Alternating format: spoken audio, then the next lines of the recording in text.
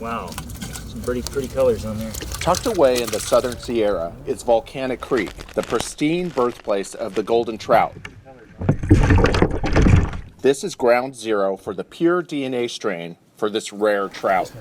Environmental scientist Ken Johnson has been here from the start. We did it, and it was a success, and we couldn't ask for much more. The fish endured transport from buckets to Broncos and back. They were trekked more than 500 miles and an elevation change of over 10,000 feet. We'll check a couple more, make sure they're looking good, but so far so good. Since 2013, CDFW has kept an eye on this high-altitude home to the trout. They noticed a big drop in water due to the historic drought and realized they had to act. The low population, the degradation of habitat, and the threat of another dry winter, we made a decision to rescue a portion of the population.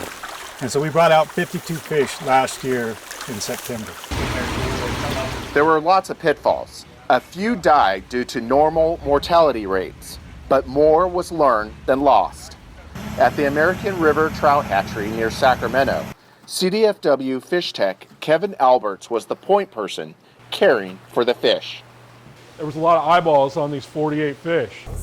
The fish are naturally small in the high Sierra due to scarce food in the cold winters. The challenge here was to copy these conditions and keep the fish from growing.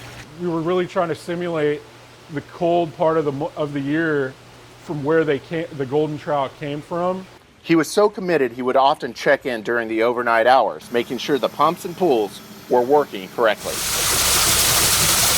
Another positive was proof from the genetic testing that these were pure golden trout, no trace of other trout species in their blood.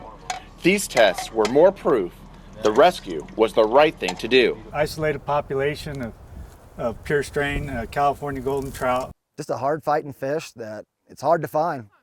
And it's the stay fish, and it's the most beautiful fish that we probably have. It's native, so there's a lot of cool things about that fish.